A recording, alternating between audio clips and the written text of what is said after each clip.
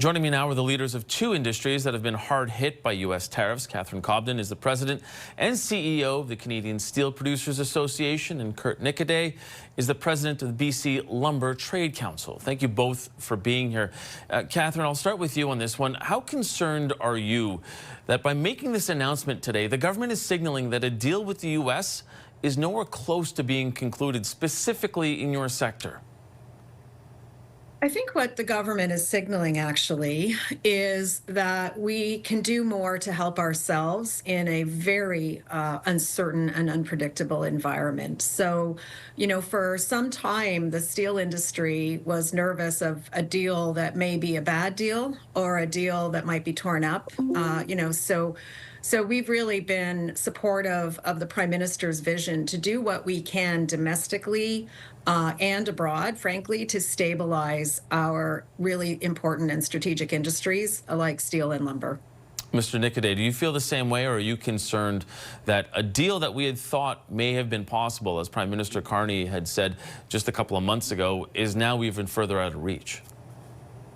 Yeah, I think we do have some concerns about that. I think we certainly understand the complexities of the negotiations with the U.S., and we really appreciate the support measures and that there's an urgent situation here. And so I think the federal government is really stepping up and doing measures that we are supportive of. But ultimately, the solution to this is to get a negotiated settlement with the U.S. So we do feel like that still needs to be the priority. Mr. Niquidet, about a month ago, you said you felt like the lumber industry was, quote, a bit of an afterthought. Do you feel the same way after hearing that the support that was announced today? I guess what I'm asking is, was it fulsome enough, in your opinion? I think it has. We'll have to look at the details, but it is quite comprehensive and really unprecedented. And so I do feel like we are a priority with the federal government. We want to make sure that we stay that way. We did have concerns that other sectors were getting more attention. Ms. Cobden, the industry minister, Melanie Joly, said today in a teleconference from Japan that in the medium term, she wants to see our steel plants adapt and pivot to produce steel for our domestic needs. Can your producers even make it until then because of how precarious the situation is right now? Well, that's why we were so relieved with the announcements made today that were pertaining to the steel sector, because they really will help us pivot in the moment. They will make immediate, impactful change to the domestic market situation, taking a direct run at unfair trade. So this is absolutely essential to help us survive for the pivot that Minister Joly was describing, yes. But Ms. Cobden, how quickly can you make that pivot, I guess, is my question, because we know how difficult times are right now for the steel industry in Canada. We also heard BC Construction Association CEO Chris Aitchison say that Canadian steel mills, I should say, don't make that full spectrum of construction-grade products that the industry uses in the quantities that it needs right now. So how quickly can your members scale up? Well, frankly, actually, to correct the record, we make 80% of what the country needs in volume, and we could replace 80% of imports today. So we're talking about a much smaller percentage than your question implies. So we really needed to support the current steel industry, the 80% of those things that we absolutely need as a country, and, deal with unfair trade in our market. That's what the trade measures have done today. That's what, the expansion to derivatives, downstream products will do for us today. And then that will give us the lifeline, frankly, to pivot our businesses to, doing more to recapture domestic market share for those products that we don't make yet. But frankly, our urgency was to protect the industry and the products that we are making today, which is substantial. That's 12 million tons of steel that we are hoping to protect with today's announcement. What does it do to try and really help your industry, the steel industry, in that near term? Does this buy you the lifeline that you need? Well, it's certainly going to help.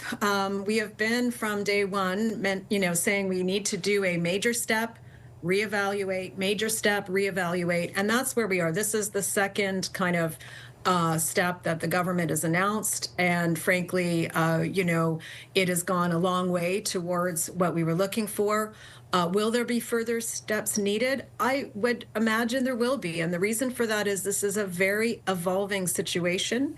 There is literally no certainty. Things change regularly, particularly in our relationship with the United States. More tariffs on steel goods are coming, for example, at the end of December. So I think we're going to have to just be ready for this is an evolving process, and we're going to need to keep pace. Mr. Niquidet, it's interesting how Ms. Cobden talked about needing those major steps.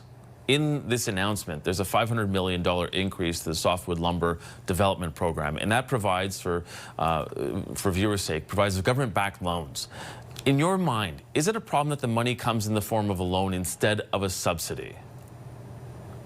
No, I don't think so. I think liquidity is critical, and I think the issue has been with that program is making sure that it's rolled out in a timely manner, and because there is some urgency about companies getting access to that liquidity. We're also happy to see this increased supports for workers. There's been a lot of communities and workers have been suffering with this really challenging time. So it was encouraging to see some support for workers as well. There's also a transportation element to this, and the way that the government will go and help to subsidize and to pay for some of the transport of steel and steel and lumber across the country. Mr. Niquidet, how much does that help your industry when you consider how much of it really is on the ends of the country? Yeah, transportation is a major cost for the sector, and we've had some issues with transportation, the rail system in Canada, and the competitiveness of our system. So I think that was welcome news. I'll have to look at the details, but certainly it's a major cost, and it's been a concern, an ongoing concern in terms of the competitiveness of our transportation system in Canada. Ms. Cobden, do you think that will help in terms of different provinces using Canadian steel? Was that a big hurdle up until this point?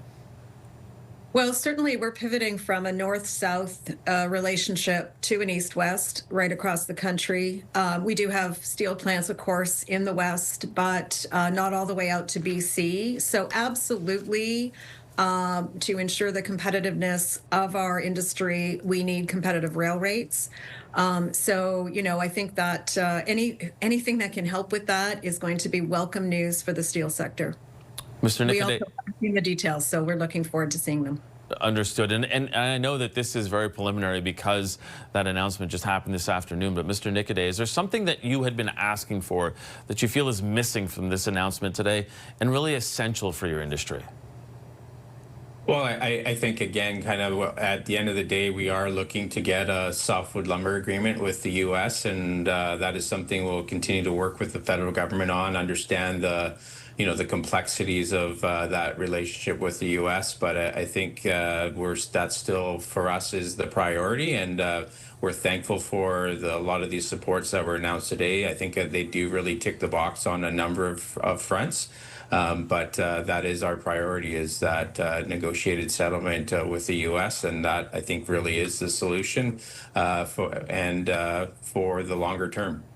Ms. Cobden, in that vein, we heard the Prime Minister also say he's heading to D.C. for the FIFA World Cup draw, and that, yes, he will have a word.